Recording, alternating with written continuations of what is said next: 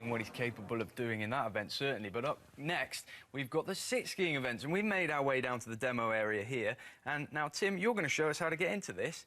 Now then, if you can do better than I did over the London Paralympics getting into my racing chair, I'll be impressed, because I didn't do so well. Yeah, we'll see how it goes.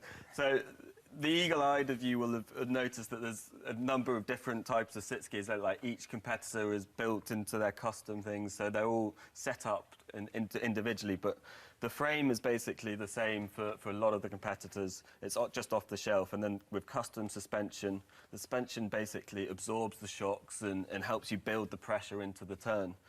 It's a motor shock.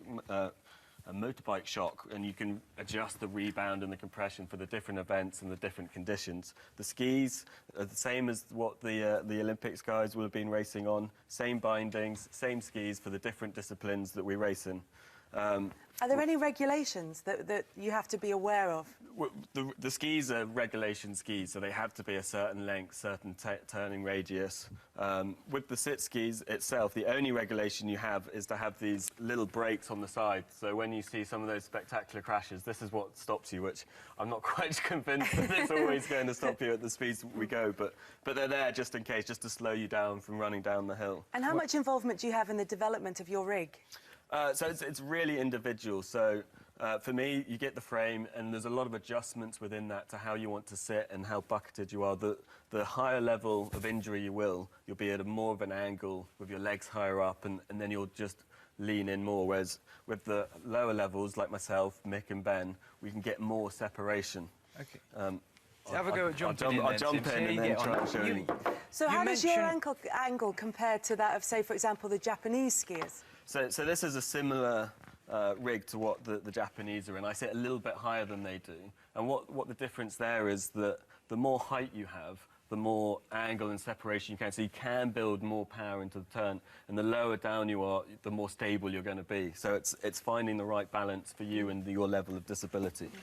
And Tim, you say that it's off the shelf, but it's not something that you'd see on your average high seat. Is this something that you have to have made bespoke? Does it come from wheelchair makers, for example? Yeah, so this rig is the same as the Japanese. It's a Nissan. So you'll buy it from the same places that you get your wheelchairs and your other sporting equipment. The seat is custom made by Contour 866, a British company. They worked quite a lot with the Paralympic basketball players before London on developing new seats to try and give them the advantage as well. So this is custom to my bum, as it were. And it's quite snug. I mean, I don't want to suggest that I've been looking at your bum, but I was watching as you got in, and it's a really tight fit. It's a real tight fit. So this is the equivalent to what the stand-ups boot. So what you want is to be as responsive as possible. So you want every movement that you make to be responded into the ski and and you'd strap yourself in pretty tight.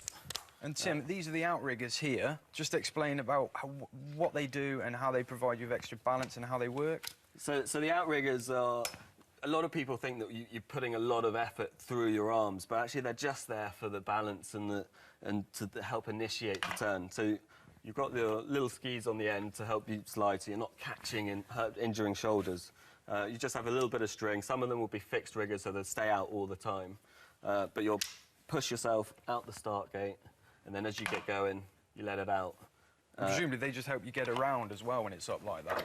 Yeah, so this is how we push up to the chair lifts and all the other areas to get up. But yeah, so skis and poles. I mean, I noticed you putting this undercover on at the moment. How protected are you if you were to crash, as we've seen lots of the sit skiers do this week? So as you can see, you're pretty well protected. This is what we call the fairing. They're there mainly for protection. When you're crashing in the slalom gates, you take them across. You'll see not every competitor has them. A lot of the Japanese guys prefer just to ski without, but it's also a little bit of aerodynamics and a little bit of protection from the elements, the cold, the snow. Of course, because as a paralysed person, circulation in your legs isn't as great and you get colder much easier. You can get a lot colder, but with these, and I'd normally wear like protective boots, which are like duck down, so they're pretty warm and snug in there, and you can chuck your hand warmers in. And mind you, you were telling us earlier in the week you can't predict when you're going to get cold or when I've never worked it out. I've had cold days where I've come in and go, oh, my legs are going to be freezing, and they're warm. And I've had warm days, nice and sunny. I'll come in and my legs will be freezing.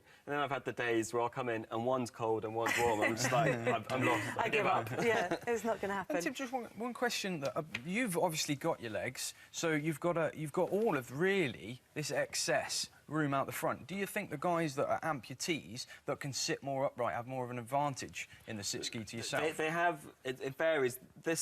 The weight that's on the front will help me enable pressure onto the front of the ski, and that's what's going to help bend the ski and get it turning. Whereas with Mick, he's got to get forward more in the pressure, and his ski will bend, so he ends up breaking a lot more skis than I do, because when he gets forward, there's nothing then, like, this will hit the ski will hit my feet and actually stop it bending too much, whereas Mick gets such an aggressive skier, he gets so much bend in the skis that occasionally he'll snap them.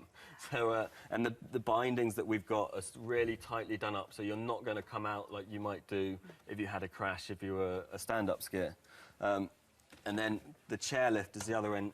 I have a little lever here, which is a little broken, which is what allows me to get up and down, but it just pulls this wire.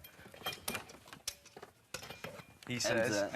I say, and it lifts me up, and then the chairlift will just come in underneath me. Amazing. Right. Thank you very much, Tim, for showing us how that works in theory. After the break, we'll see Mick Brennan, who does it for real, as he goes in a second event. Stay with us right here on Floor to watch that event, the ex-serviceman in action.